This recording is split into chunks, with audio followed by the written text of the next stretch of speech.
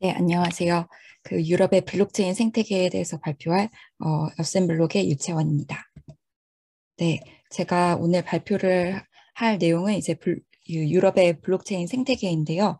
여기에 대해서 굉장히 잘 나온 그 보고서가 있어요. 그래서 이게 EU 블록체인 observatory라는 그 단체에서 첫 번째로 만든 보고서인데 여기에 보시면은 만든 곳 중에 이제 첫 번째가 그 University of 니코시아라는 곳이 나와요.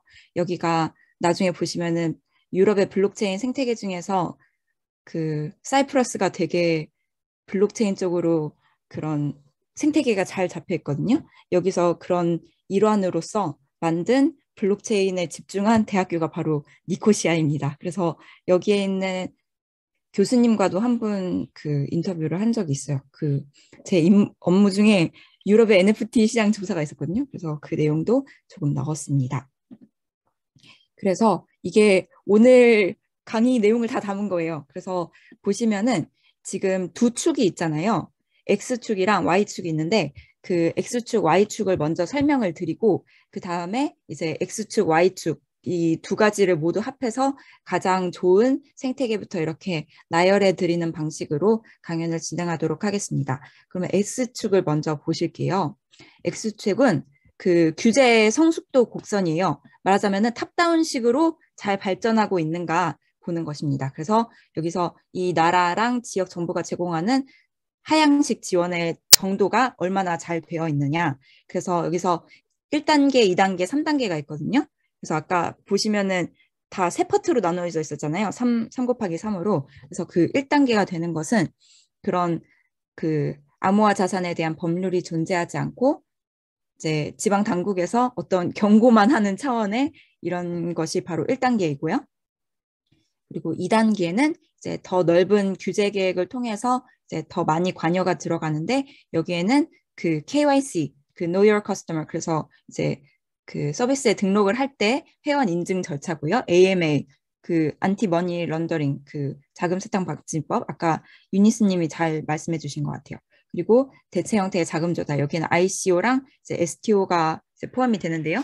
STO는 그 세큐리티 토큰 오퍼링의 약자예요. 그래서 그 이런 금전적 가치가 있고 또 정보가 블록체인에 기록되는 이제 거래소에서 거래하기 위해서 필요한 것입니다. 그리고 이런 블록체인에 대해서 이제 정부 후원도 들어가는 이런 파일럿 응용 프로그램까지도 들어가는 것이 바로 규제 성숙도 2이고요. 이제 3단계 가장 높은 단계에 이르면 아예 블록체인이나 암호화 자산에 대해서 법안이 투표되고 발표가 되고 그리고 이런 신기술에 뭐 우리나라는 그 블록체인에 대해서 이런 비전을 선포한다. 그리고 블록체인 기업들을 우리나라로 모으는 이런 이니셔티브를 실행한다. 이런 경우가 이제 세 번째 단계입니다. 그래서 이제 은행 부분도 여기에 참여하게 되고요. 그리고 이제 Y축을 보실게요. Y축은 거꾸로 이제 다운업 방식. 그래서 얼마나 그 밑에 스타트업 생태계라든지 이런 블록체인을 뛰어들 그런 사용자들이 얼마나 있는지가 중요한 지표입니다. 그래서 그 생태계 성숙도 곡선이라고 해요. 그래서 이 차원은 이 각 국가의 지역 생태계 상향식 개발 정도를 측정을 하고요. 그래서 여기에 스타트업 생태계가 이 나라에 원래 있는지, 그리고 블록체인 관련 뭐 교육이나 학술 연구가 있는지, 그리고 뭐 사용자 중심의 커뮤니티 수가 있는지 이렇게 해서 국가를 세 가지로 그룹화했습니다. 그래서 1, 2, 3단계가 있는데요. 이거는 훨씬 더 직관적이고 쉬워요. 그래서 1단계는 이 세 가지 지표, 기업, 학계, 커뮤니티, 그러니까 세 번째는 그냥 민간이라고 보시면 돼요. 이 중에 어느 하나에 상당한 규모의 역동적인 이니셔티브의 증거가 있음. 그다음에 이 3은 그 개수가 많아질수록 네, 이렇게 됩니다. 그래서 3단계에 이르면은 기업과 학계 그리고 이제 민간에서 모두 다 이런 생태계가 매우 활발하게 이루어지고 있는 것이죠. 자, 그러면은 이제 본격적으로 그 가장 블록체인 생태계가 잘 구축된 유럽의 네 나라를 보시겠습니다.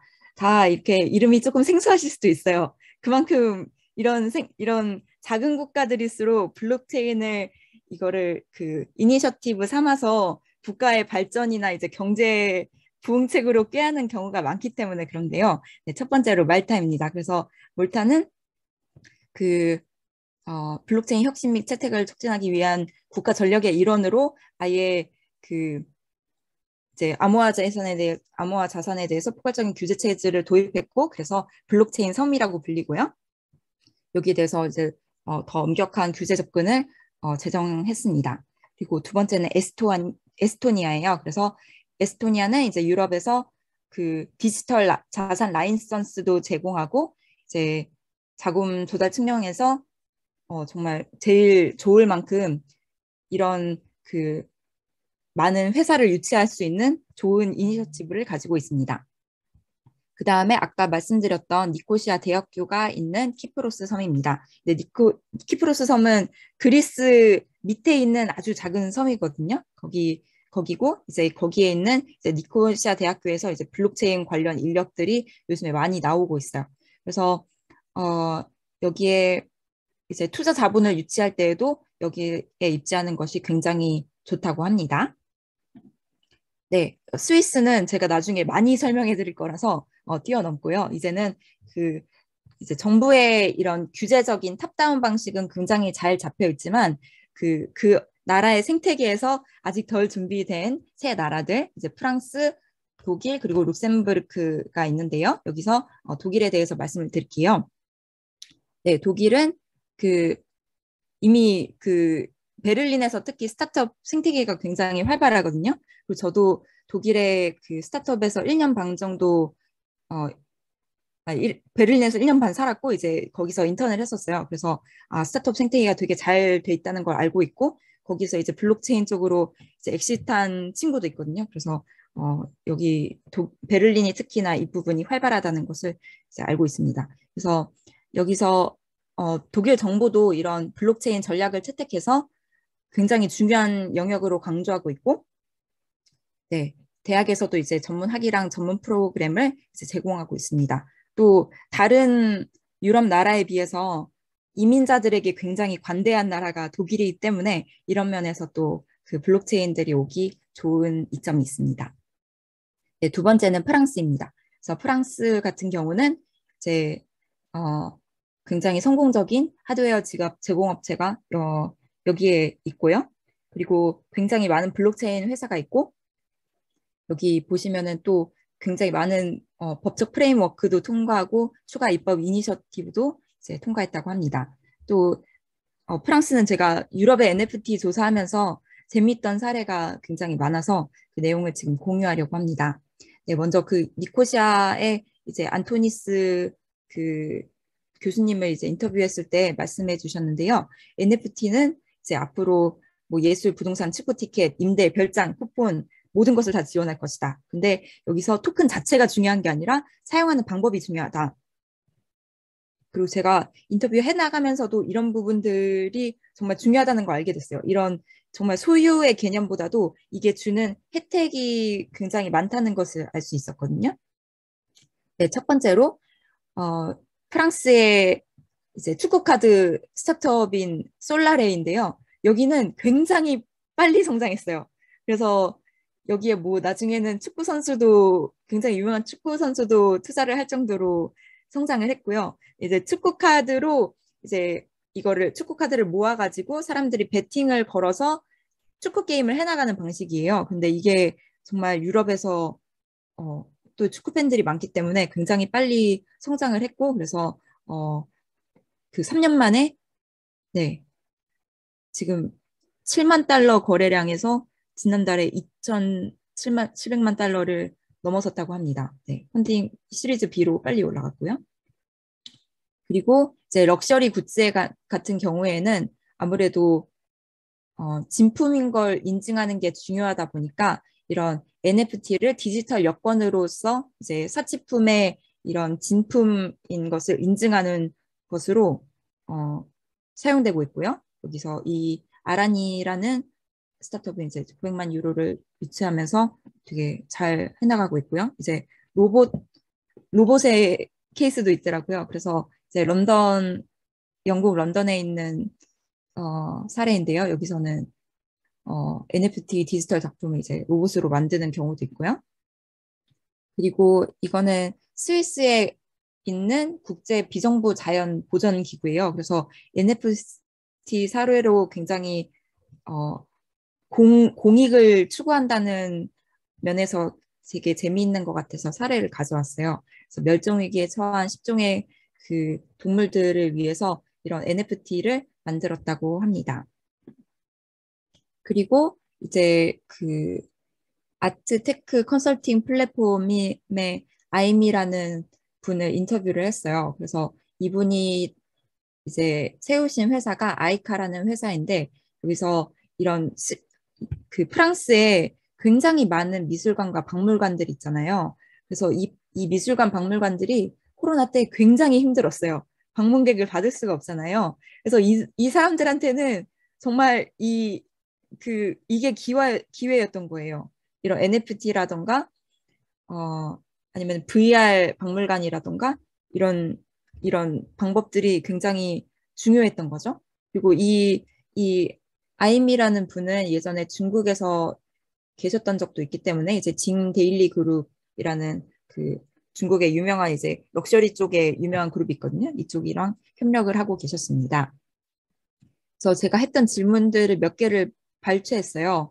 그래서 되게 재밌었던 부분이 그 유럽 사용자 중에 누가 NFT를 구매하는지 봤더니 젊은 20대가 많고 이제 비디오 게임 사용자들이 많더라. 이제 워낙 게임상에서 이제 아이템 구매하는 게 익숙하다 보니까 그 암호화폐 지갑 개념에도 매우 익숙하고 그래서 NFT를 사모으는 사람들이 되었다. 그리고 실제로도 제가 이제 베를린 공대를 지금 다니고 있는데 거기에 있는 제 친구들도 NFT 자기가 산 거 이렇게 모이면은 얘기하거든요. 그래서 이거는 이런 스토리를 구축한 NFT다 이러면서 저희한테 얘기해주고 그렇습니다. 네, 20, 30대 친구들이 정말 구매하는 것 같아요.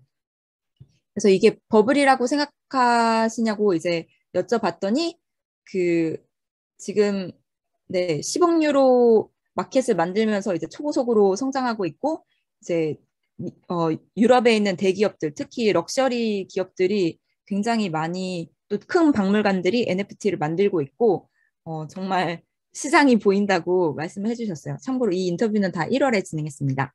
네, 그래서 이제 영국으로 넘어갈게요. 영국 같은 경우는 이미 스타트업 생태계가 굉장히 잘 잡혀 있는 말하자면 참고로 이 그래프에서 빨간색으로 보이는 글씨가 스위스랑 영국이잖아요. 여기는 정식으로 말하면 유럽은 아니기 때문에 유럽 연합이 아니기 때문에 그렇게 빨간색으로 표시된 거예요. 그래서 이 영국은 아무래도 그 펀딩 규모 면에서는 유럽 전체에 있는 어느 나라보다 제일 많거든요. 근데 이제 그 유럽 연합이 아니기 때문에 이렇게 생태계는 잘 잡혀 있지만 아직 규제가 많이 잡히지 않았다라는 촉에 나오게 되었습니다.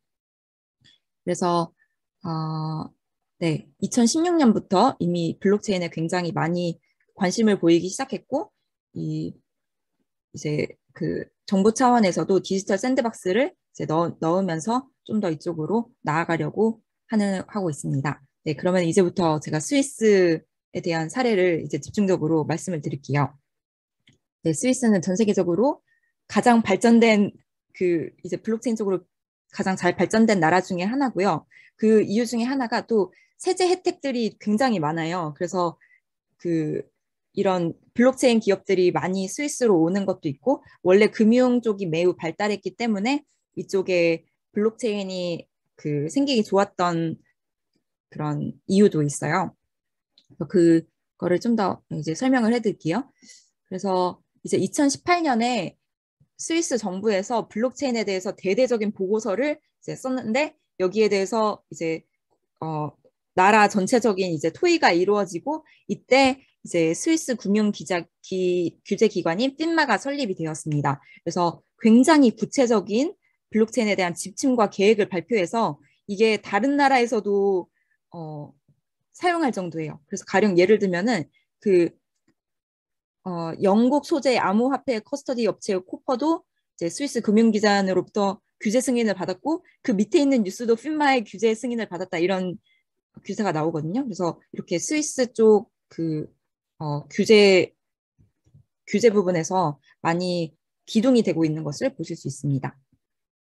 그리고 이게 스위스 지도인데요. 우리나라 경상도보다 조금 작다고 합니다. 네, 그래서 총 파이낸싱이 유치된 게 이제 35억 유로이고 총 평가되는 그 금액은 220억이고요.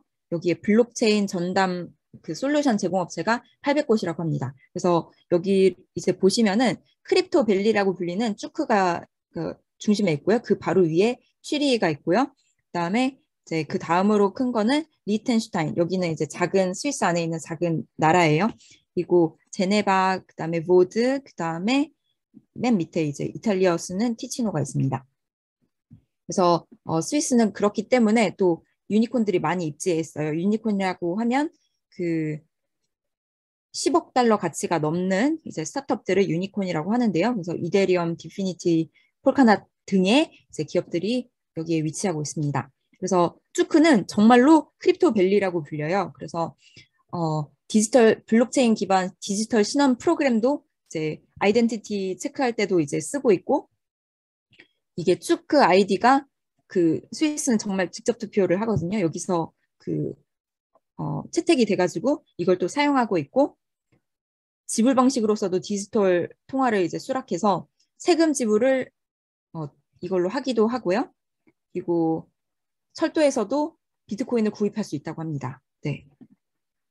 그리고 이더리움이 저도 몰랐던 부분인데 스위스에서 정식 개발이 시작되었다고 해요. 그래서 그 실제로 지금도 이제 이더리움이 그 쭈크에 위치하고 있고, 이더리움에서 일하시는 분이 뭐 어느 변방 시골에서 마이닝하는 컴퓨터를 엄청나게 두고 마이닝을 하고 있더라라고 제 친구가 말해줬거든요. 그래서 이런 그 네, 심지어 스위스에서도 이렇게 좀 추운 지역에는 쿨링이 잘 되기 때문에 이렇게 마이닝을 한다고 합니다. 그래서 이더리움 재단이 이런 비영리 조직으로서 이제 연구에 자금 지원도 하고 보조금도 제공하고 이제 커뮤니티도 조직하고 한다고 합니다. 그래서 여기 그 스위스에 주목할 만한 블록체인 회사 이제 제가 8곳 아까 유니콘들을 설명을 담아왔어요. 그래서 이 내용들은 쭉 읽어보시면 될 것 같아요. 여기 대해서 이렇게 제가 첨언할 수 있는 부분은 많이 없거든요. 저도 이런 코인들은 사지 않기 때문에. 네, 그래서 근데 이 중에서 비트메인이 굉장히 눈에 띄었어요. 그래서 왜 그럴까 했더니 제가 그 홍콩 그 블록체인 회사에서 일했을 때 저희 고객이었어요. 그래서 그 스위스에 있는 회사가 아니라 원래 중국에 있는 채굴기 생산 업체라고 합니다. 그래서 이 회사가 네, 왜 스위스에 이제 헤드쿼터를 옮겼는지는 이제 설명에 나오지 않았지만 그 부분을 확인을 했고요.